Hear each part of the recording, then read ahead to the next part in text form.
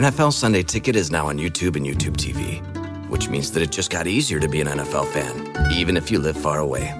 Like maybe you like the Bears, but you're hibernating in Panthers territory. But with NFL Sunday Ticket, your out-of-market team is never more than a short distance away. Specifically, the distance from you to your remote control. NFL Sunday Ticket, now on YouTube and YouTube TV. Go to youtube.com/presale to get $50 off. Terms and embargoes apply. Offer ends 9/19. No refund. Subscription auto renews. Hi everyone, Harry Robinson here. Before this episode begins, two quick things. Number one, while Jack's sound is crystal clear on this episode, a baffling and unknown error has affected mine. It's not too bad, it just sounds a little more like when we first started recording 8 or 9 years ago, so sorry about that. Maybe you won't notice, but I did, and wanted to explain why. Back to normal for the next episode, the second part of this Patreon mailbag doubleheader, but hopefully it'll be alright and you'll enjoy this one. Second, while I'm here, I thought I might as well give a shout out to the project that's been consuming my life for these last few years, which is a book. I did mention it briefly a couple of weeks ago, but I should probably talk about it a bit more as publication date is coming up on the 25th of September. The Men Who Made Manchester United is the fascinating, I think, oft forgotten story of how youth, courage and success came to define England's biggest football club before Busby, Best, Charlton, Ferguson, Cantona, Beckham or Ronaldo.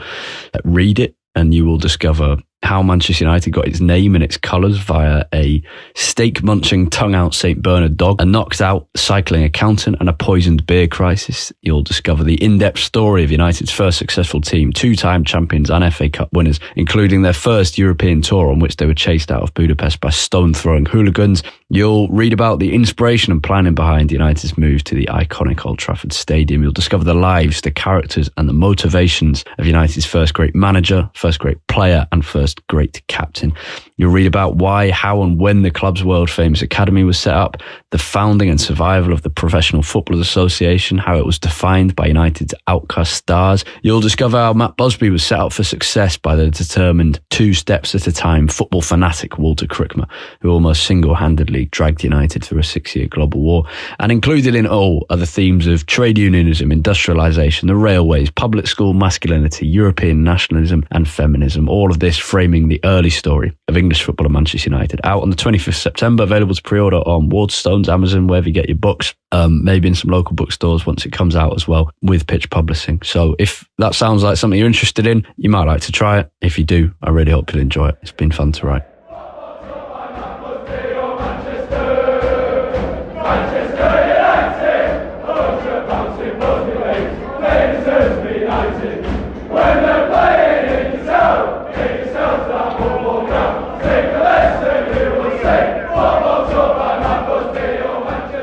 Hello everyone and welcome to the Manchester United Weekly Podcast. It's the international break, so we're relaxed, no United to worry about, a cup of tea in hand, or actually the club might have another abuse scandal to contend with. They might have invited a convicted paedophile to a game and are dealing with a major player-manager spat. Anyway, it's time to forget about all of that, or most of it, because we're having a patron mailbag episode. Our patrons who've supported us over the last couple of years, 3 years actually, and helped make this podcast possible every week, have sent in some great questions to guide these next 1 or 2 episodes over the international break. So just get stuck straight in. There'll be a bit of stuff on United's kind of current form, United's current players. There'll be a bit of stuff on our support of Man United. There'll be a bit of stuff on other football and some personal things as well. So let's see how it goes. And we're going to start with a question from Havard, who's been a patron since March 2021. And his question is, well, it starts with a statement. It turns into a question, Jack. Amrabat was so good during the World Cup.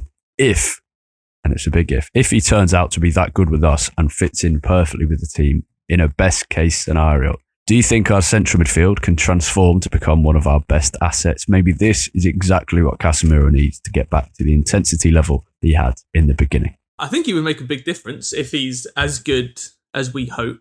I guess the tricky thing is figuring out whether Casemiro's poor start to this season has been down to just a couple of bad games, which we saw him have at the start of last season, if you go back to his first few appearances for United, or whether it's down to Casemiro aging and his legs being gone, which at 31 is he now, I think, or 30, after playing 10 years pretty much of top level football, playing 50, 60 games a season is not out of the question. I think whether the answer to that question is it's just a bit of bad form or he's on a permanent decline sort of changes things. Because if Amrabat comes in and can be an addition to Casemiro, then I think we're looking good. If Amrabat comes in and has to directly replace Casemiro, we're basically in the exact same situation we were a month ago, where we're like, okay, we've got one good 6, but what if they get injured? Yeah. I did enjoy reading the opinions of Don Hutchinson, the ex-footballer who covers Serie A quite a lot, who was basically saying everyone in England seems a bit mistaken over the kind of player that Amrabat is. United aren't getting some kind of destroyer or hard tackler. United are getting a near complete midfielder who can do whatever you ask of him and can tackle, but also has great technique and vision. And no one's suggesting that Amrabat's the best midfielder in the world or will be the Premier League's best midfielder. But United are getting a really well-rounded midfielder here. And how much of Morocco did he watch at the World Cup? Do you remember his performances? Yeah, I remember quite a lot of it. And I mean, in that Morocco team, mainly because of the way that they played, especially in the knockouts, it was that sort of destroyer side of his game that really shone through. But that was mainly because Morocco were a team that were having, 35% possession in a lot of games, playing against some really top teams. But then I read that same article from Don Hutchinson, some others as well, that mentioned that Fiorentina had, I'm pretty sure, the second highest share of possession in Serie A last season.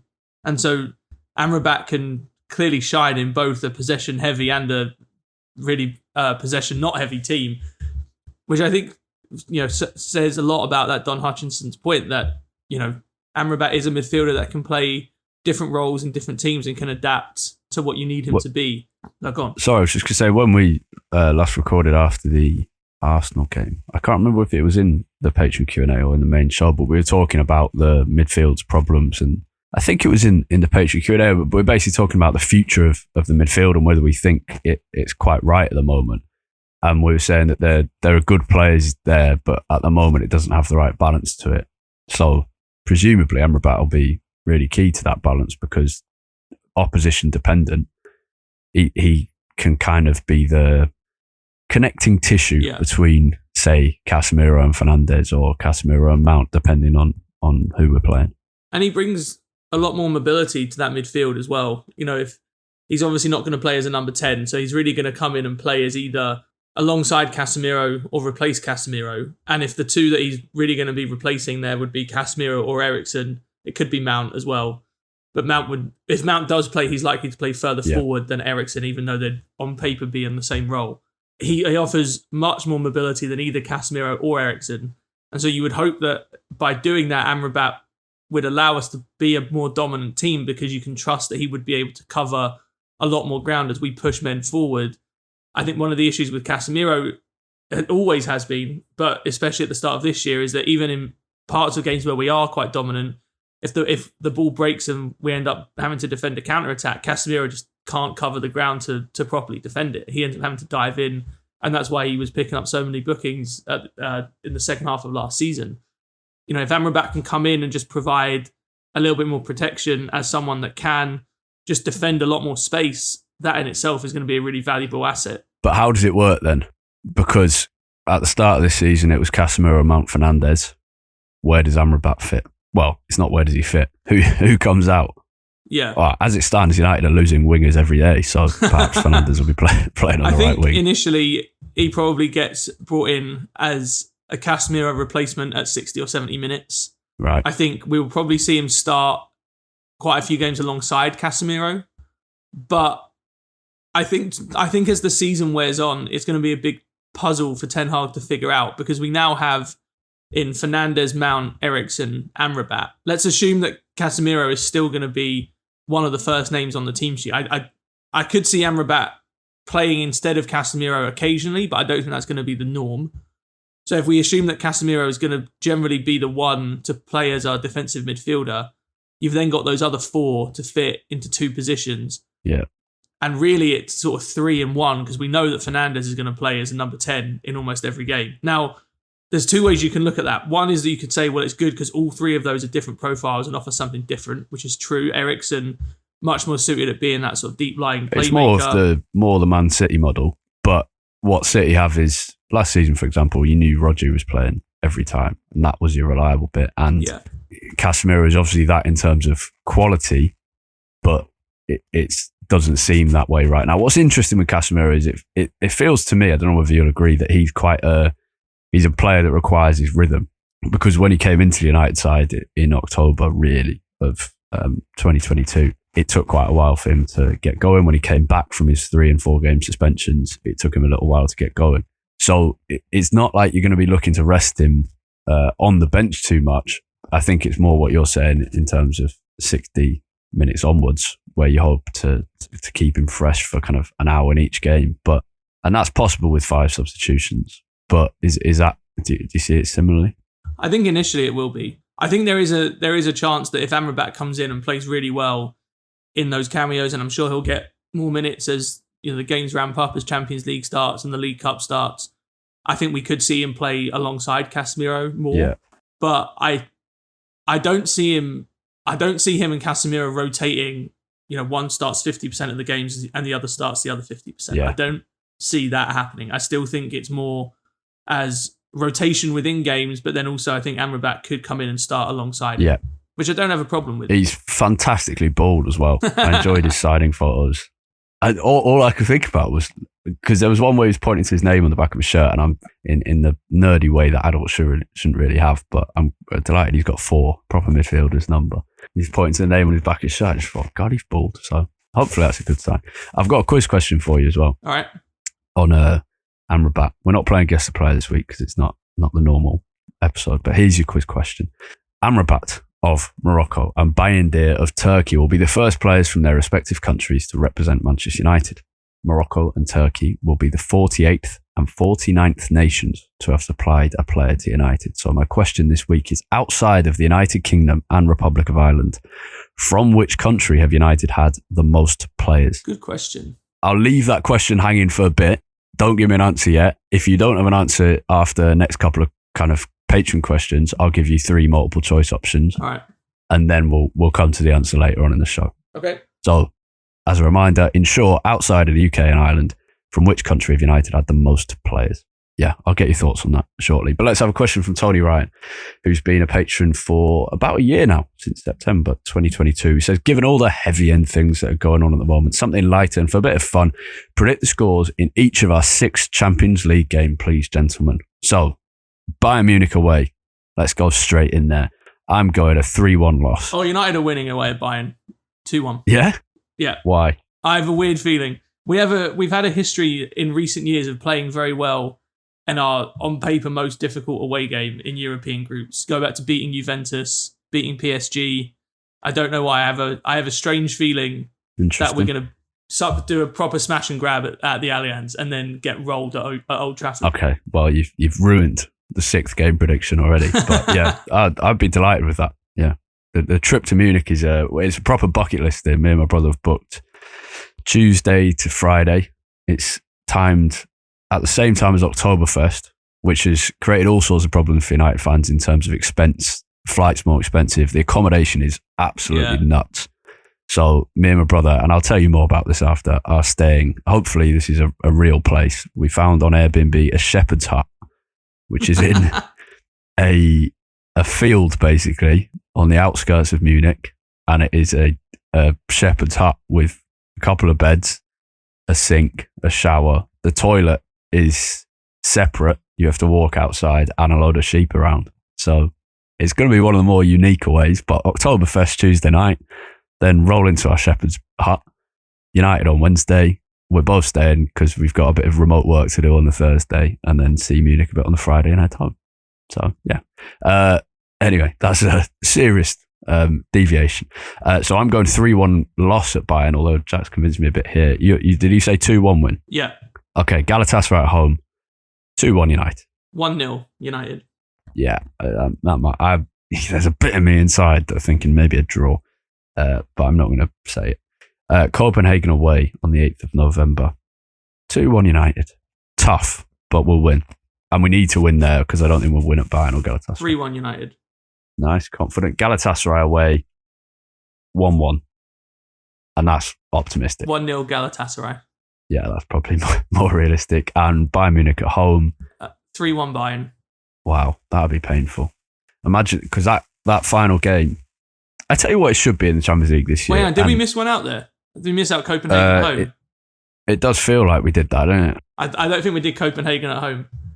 Copenhagen at home. 2-0 United. Yeah, 3-0 United. Rasmus Højlund could come up against both of his brothers in that game. He's unlikely for all three of them to play, but his two brothers play for Copenhagen. I've been to Copenhagen Stadium before. It was cool. I went with family in 2014 just on a family holiday, and we went to a game. I can't remember who it was against, but it was a fairly empty, massive ground, fairly empty. But what I did like was that there was quite a big gap between the kind of the fans and the pitch, which I wouldn't normally like, but in the gap were barbecues. Oh, wow. And so you just walk down to the front of the stand, and not loads, like one or two, but you'd walk down to the front of the stand and say, can I have a sausage? And then walk away with your hot dog, and off you go. It was lovely. That's great, that. As many of my family holidays, kind of when I was younger, my memories are centered around sausages, which are probably my favourite food. So Hamburg, I was desperate to go for United to draw Shakhtar Donetsk because we were playing in Hamburg. Oh well, Shakhtar were playing in Hamburg. Hamburg's one of my favourite cities in Europe. Amazing place called Miniature Wonderland, which is which is the largest model railway in the world, and it's not for like nerds. I think it's the number one tourist attraction in Germany. It's incredible. So you remember when I went to I went to watch Dortmund a few months ago. Yeah. I was there on a work trip, and me and a mate from work went to a Dortmund game, and everyone else went to Miniature Wonderland. Oh, really? Yeah, from like interesting in Bavaria, which is like miles away, very long way away from Hamburg. Yeah. Went all the way up to Hamburg to see I think you prioritised correctly, but if you can go to Miniature Wonderland one day, then do. It's across like 3 floors, and you've got the Grand Canyon, the Colosseum, the Hamburg Stadium with like 60,000 They've got like working airports and everything, painted. don't they? They've got like planes taking off and stuff. Yeah, planes taking off, and I wasn't really a Star Wars kid, but I'm pretty sure the Death Star lands at some point, which some people will find very cool. Also, on the topic of good food and beverage situations at stadiums, you mentioned the Copenhagen one at Dortmund. I mean, this is not that common. Sorry, not that uncommon in the States at other sport games, but I've not seen it in England before. They had like roving like beer dispensers. They had just like people walking around with like the massive sort of dispensers of beer on the back to save you having to go into the bar. That would be good. It was a great idea. I'm pretty sure in the Old Trafford family stand they tried roving food, refreshment sellers. Right. I'm pretty sure that happened. Not that recently, quite a while ago. Maybe some of our listeners will remember that if they were sat there during that point. And there was a game last season, I can't remember which game it was, where the equivalent of that, the Man United, the very modern Man United equivalent of that happened when the card machines broke. And so they had to give they didn't have to, but they basically just gave the food out for free because there was nothing else they could do with it. So all these rollover hot dogs, and I can't remember which, it was either last season before, and these hot dogs were just flying around in the Red Army section. It was, good laugh. The game can't have been very good for that to have been the highlight. Well, if it could have been in the Ranić season by the sounds of it. That sounds about right. The reason I brought up Hamburg is because we went on a family holiday there. Me, my brother, and my dad went, and we were hoping to see Hamburg or St. Pauli play. But I've been to Hamburg twice, and both times the fixtures have fucked me over, and I've not been able to go. So we only went to Miniature Wonderland on both occasions. But the first time, we were there for 3 days, so 9 meals, and I had bratwurst for 9 consecutive meals. Because it was great. And the food, now we're on a serious tangent, but the food situation I really remember, or drinks, is very long time listeners of the podcast remember that I went traveling in South America for 3 months a little over 3 months in 2019. And one of the games I went to out of many, because that's mainly what I spent my time doing, and it was brilliant, was the strongest against Always Ready in La Paz, the capital of Bolivia, which is like 3,500 meters above sea level. When Argentina and Messi come, the Argentinian team take a cocktail of Viagra and caffeine and something else, just to try and stave off the effects of altitude sickness. It's mad. Like, you walk up the street and you're just knackered and out of breath. But these lads play football and it's incredible. And I remember the second half, I was sat with kind of the very small, not ultras, but kind of dedicated fans section were making a lot of noise. And in the first half, I was in the second tier in this massive ground, the Hernando Siles Stadium, I think it's called. And this really old guy, like creaking knees, was working his way up the steps of this fairly sparsely occupied second tier, freezing, 9 degrees. I'd just come from the Colombian Caribbean coast and I was suddenly like having this crisis of, why have I come to this cold place when I've just been sunning on a beach in Colombia? And this old guy in a white scientist jacket, which was, I mean, he looked great, but it was slightly strange, was working his way up with his creaking knees using what looked like a petrol canister to kind of hoist himself up each step.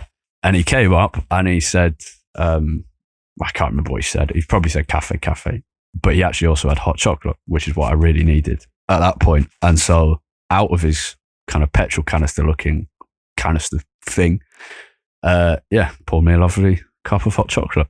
And then he sat having a little rest for about a minute after his long way up the steps and then went about his business. And I had a great, I can't even remember what it was called, great kind of meat sandwich outside the ground as well. So, yeah, that's a serious tangent. Tony Ryan, thank you for getting us onto it. There is actually... From Champions League predictions to that. Yeah. There is actually a similar question on a similar theme from Ethan, who's been a patron for well over a year now, since May 2022. He says, Harry, what are your thoughts on the latest news of the Red Army section not going ahead for the Crystal Palace Cup game and potentially Galatasaray games too? Clearly seems to be a bit of tension between the Red Army and the club following an incident against Reading last season. Could be concerning long and short term, as having no atmosphere against Galatasaray is going to be an issue. So in short, the Red Army section is where I sit at Old Trafford, above the tunnel and on the right side of the Stretford end. It's designed for season ticket holders primarily, but also members. But because of the way the club operates things, it normally has to be season ticket holders to apply on a game-by-game basis and effectively go and sit with your mates and contribute to the atmosphere. It's designed for that. It now has safe standing in the section. There's loads more context to it. There is a lot of tension between the people voluntarily organising that and dedicating loads of time to it and the club. This latest issue, there was one boycotted game last season, not where people didn't go to the game at all, but where the section didn't run, which was as a result of basically the Red Army have a section in the Stretford End right side. They would also like a section in A stand, which is right next to the away fans, because it generates a better atmosphere, it gets the away fans going, there's a bit of back and forth between them. The club, the council, Great Manchester Police and like the safety and grounds authorities and whatever are hesitant towards that, so, for some understandable reasons, but not ones that are generally proved correct. And we're yet to hear full details on why the Red Army section won't run against Palace and Galatasaray, but I would imagine it'll be something to do with that the club won't let them have a stand as well, which is one of the key long-term aims for the Red Army group. So yeah, it's a real shame.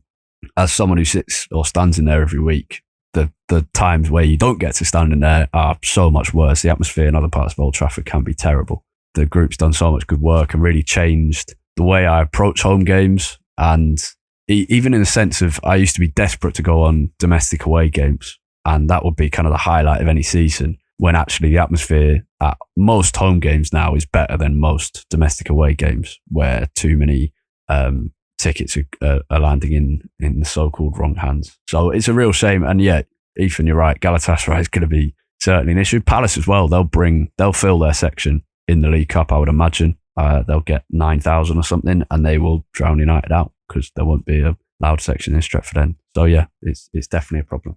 Jack, have you got do you want me to give you some multiple choice questions for the quiz question I gave you earlier, which was, outside of the UK and Ireland, from which country have United had the most players? Or you can give me your thoughts if you like, just in general. Yeah, I've been trying to kind of rack my brains. United have a long history of Scandinavian players, but mainly from Denmark and Norway off the top of my head. But I just don't know if it'd be enough to put them that high up France and Portugal are also coming to mind. I don't think we've had that many Spaniards over the years. I think we've had a few recently in the last 5 or 10 years. I mean, France, I feel While like you're saying this, I'm just trying to write. I'm just trying to find the piece of paper where I wrote the answer down. France is the obvious. Let me give you the multiple, because you've mentioned a few of them. Yeah, go on. The multiple choice answers are Denmark, France, or the Netherlands. Oh, Netherlands is a good one. I forgot about that. I can't find the piece of paper right now. I think I know the answer, but I don't want to give the wrong one.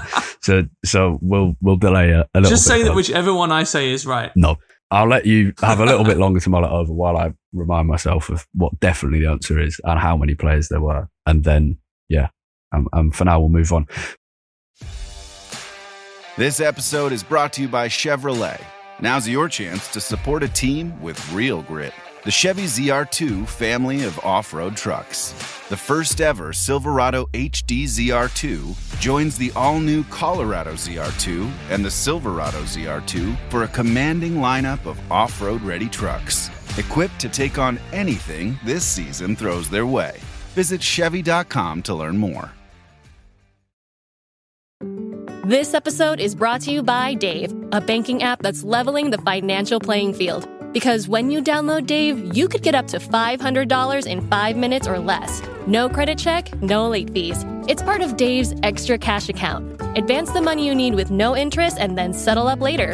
Download Dave today at dave.com/Spotify. For terms and conditions, go to dave.com/legal. Eligibility criteria and instant transfer fees apply. Banking services provided by Evolve, member FDIC. Marek Garbowski, who has been a patron for an incredible 3 years since October 2020. Marek, thank you for your long-time support. He says, and this will be probably the last question for this episode, and then we'll have another one later in the week. Marek says, let's look into the future.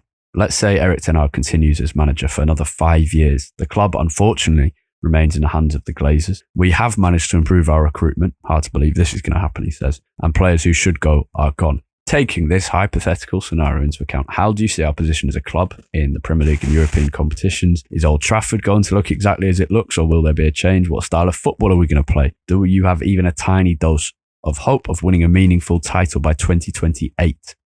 Big one, Jack. So, Ten Hag's been manager for 5 years.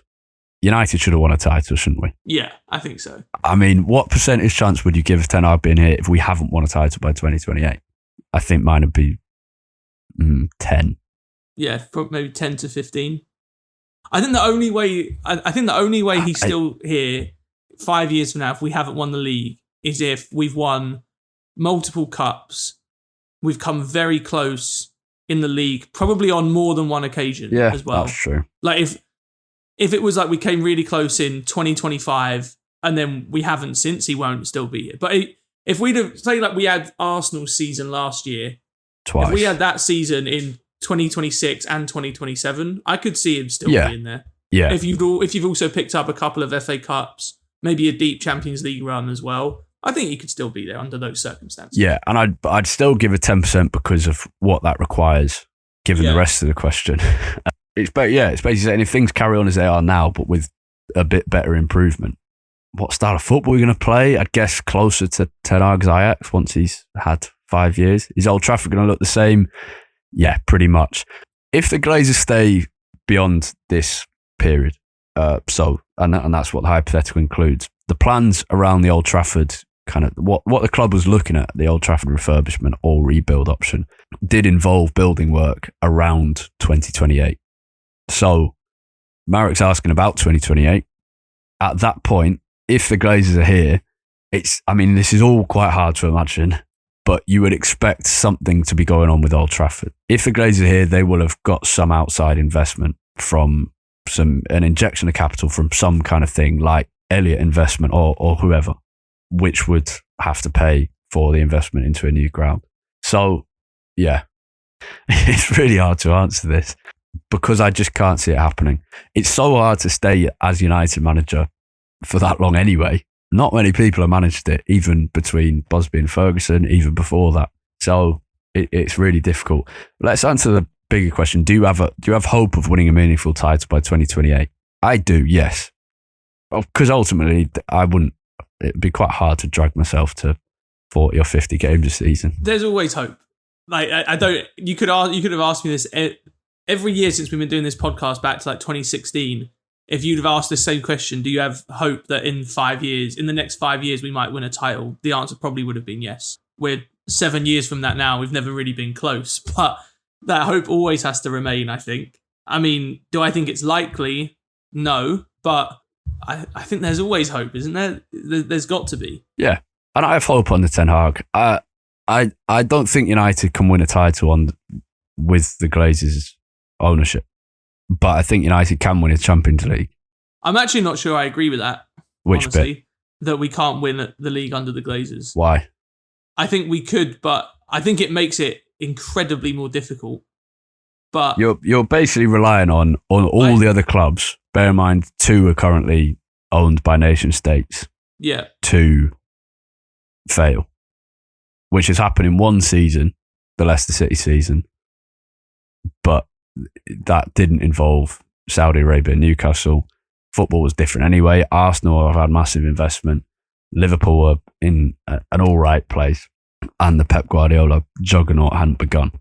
I think it would require 2 or 3 transfer windows in a row where 75% of all of United signings are massive successes. Now, do I think that is feasible? Realistically, probably not. But if that happened, then yeah, I think United could win the title under the Glazers. But I think the chances of that happening under the Glazers is much, much less than it would be under any other kind of ownership. The problem is, it's not that I don't think any club can win with this ownership structure. I oppose this ownership structure at any club, but it doesn't mean I don't think they can win. And United showed that from 2005 to 2013. But the examples are so big now, or so defining and detailed from every season of the last 18, that I have no faith that United can win the title. The Premier League title's now probably the hardest thing to win in Europe. Well, in world football. Yeah. So you need to be the best club in the world to win it. It would require other clubs to come back to us as well. Like something I always talk about. Like let's look at points, the amount of points you get rather than where you actually finish. In the last 5 or 6 years, it's generally taken 95 points at least to win the league. I can't see United ever getting there under the Glazers. To your point, that is the kind of ceiling that I don't think is possible under this kind of ownership. Yeah, look at who's won titles recently. City, which for 8 years, even before Pep Guardiola came, everything was designed and built, not just kind of the virtual infrastructure, but the physical infrastructure was designed specifically for Pep Guardiola to become manager. And then everything's ended up being almost perfect. Surprise, surprise. Liverpool, who are kind of the closest as a club structure under a talismanic manager with an incredible recruitment team, are the closest non-nation state thing that has come to kind of recent footballing perfection across the club. And even then, they won 1 title and 1 Champions League. I think if you ask me, can Man United under the Glazers become like a 95, 100 point a season team? No. Because it has to, as you pointed out with Guardiola, it has to be in a scenario where every single part of the club is built around basically bringing in the players that manager wants, and backing that manager's decisions, which isn't going to happen to the extent it would need to for United to get to that level. If winning the title went back to how it was, let's say, 8, 9, 10 years ago, where it requires 85 to 90 points, yeah, I think United could get there under Ten Hag with the Glazers owning the club. I mean, we got 81 under Mourinho is our best points total post Sir Alex. I think, what did we end up on last year? About 75? Stop paying attention to the league table near the end. It was something like that. I think I said at the start of the season that United should be aiming for 80 points this season. I think you could get to 88, 89 under Ten Hag, but that's probably the very maximum if everything goes really well. And so for that to be able to win the league, it's going to require City, Liverpool, maybe Arsenal to fall back. You basically need all of the current top. You basically need Newcastle to delay Newcastle's rise, kind of inevitable rise, to be delayed, and in that time, Guardiola, Klopp, and Arteta to leave Arsenal. Possibly. And the chances of that are, yeah. I know what you mean. There is a chance. If Ten Hag is the one, then he can overcome those things. But there have been 2 the ones in United history, and they're hard to come by. And they're normally from Scotland. We'll see. Marek's other question, which is related, is if we finish outside the top 4 this season, how many years do you realistically give Ten Hag to continue before that's it? That's kind of what we've been saying. He needs to stave off basically the pressure, and you do that by winning trophies. He's won 1. I think he could get away with a trophyless season this year if there's obvious signs of progress, but then he would require one next year. I think he'd probably survive if we finished 5th and we were close to getting top 4. But the start of next year, he'd be under serious pressure. I think given the off-pitch matters this year, yeah, next season would have to start well. But I think, certainly from a fan perspective, people would understand that. And I think people inside the club as well. There's a lot of faith in Ten Hag. He's doing really good things. And yeah, I'm willing to be very patient with him. And as we said last week, the uptick you get from replacing a manager is so often short term. United need to go through a bit of pain with someone who's clearly a really talented coach and see where it gets us. Final question for this first episode of the Patreon mailbag out of the pairing is from Paul Meacham, who is our latest member of Manchester United Weekly Podcast Patreon community. He joined just a couple of weeks ago. Paul says, I've been bumping into Gooners everywhere this week. So have I, because I've been staying at my parents down in North London. He says, even on my bloody dog walk, still find myself annoyed by last weekend. Not sure why it's bothered me so much compared to other games which had more at stake. So, in an attempt to ask a question that is at the other end of the importance scale, what's your opinion on United's 3 kits this season? For me, I think the home kit's solid. Hate the green away kit, and I think the third white kit is the best of the lot. Love the new logo. Shame the Team Viewer logo is so big and clunky. I would go home 3rd, away as my ranking. Like home being 3. the best. Yeah, I think the home's brilliant. My only thing with the home kit is I'm not sure about the black touches on it. I think United should be red and white, but I do like the design of it in general. Yeah, that's a fair point. I don't mind them. I think the white away kit is great. I've got to say, I don't. The away kit would still be my 3rd of those 3. I don't dislike it as much as everyone else does. I think it looks all right. I disliked it a lot when it came out. Having seen it in person, it's a lot less bad than it seemed. I still don't the love replica. it. Do you remember when it first came out? The replica versions, they are terrible. Yeah. When it's but like, even those I've seen like in public and think not too bad. They're not as bad. No. As Paul says, I don't think you really value a kit until a few years later, which may also depend on if you associate it with any success, which is absolutely true. I think last season's kit was great. I hate any United kit with the Chevrolet sponsor on it now for that reason. Yeah. Although there weren't many good kits then anyway. That was a really bad. No, there weren't. There were a couple of nice away ones. There was that nice blue, a couple of nice blue away kits. That's a real shame. I think United need more blue away kits, and in the last few years we haven't had them. Yeah. I have an answer for you. So give me a final guess, please. Outside of the UK and Ireland, from which country have United had the most players? So I'm gonna go with the one that I didn't actually think of initially. I'm gonna go with the Netherlands. And you'd be spot on. The Netherlands, 15. France, 13. Denmark, 7. Portugal, Spain and Sweden, which I think a few years ago would have, well, I know for a fact a few years ago wouldn't have been even in the discussion. All was 6, coming in a joint 4th place. Right. My dog is going off. And I think that's a sign for me to take him out now for us to wrap up this first Patreon mailbag question. Thank you for listening, everyone. Thank you, patrons, for your questions. Some nice ones in there. In the second episode of this, we're going to talk about Anthony, social media, patience, our favourite United memories, an all-time 11, first games at Old Trafford, how we became a United fan, the difference between United fans in Manchester, the rest of England, and, for example, the USA, the rest of the world. We're going to talk about Jude Bellingham at Real Madrid, Messi, loads of stuff. So that one should be very good as well. Thank you for listening, everyone. And we'll see you in just a couple of days. And my dog's saying goodbye as well. So goodbye from me, goodbye from Jack, and goodbye from Sam the dog. See you soon.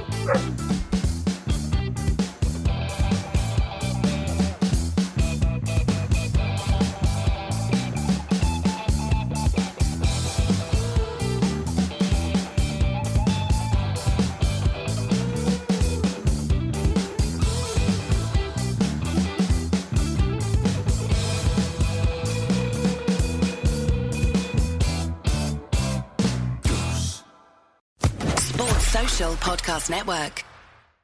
It's time to get your checking account to zero with free checking from PenFed. That's zero ATM fees, zero balance requirements, and zero time spent waiting for your paycheck to direct deposit because you can receive it up to 2 days early. Open your account with just $25 and see how big zero can be. Apply online today at PenFed.org/free checking. Early direct deposit eligibility may vary between pay periods and timing of payers' funding. To receive any advertised product, you must become a member of PenFed, insured by NCUA. PenFed's got great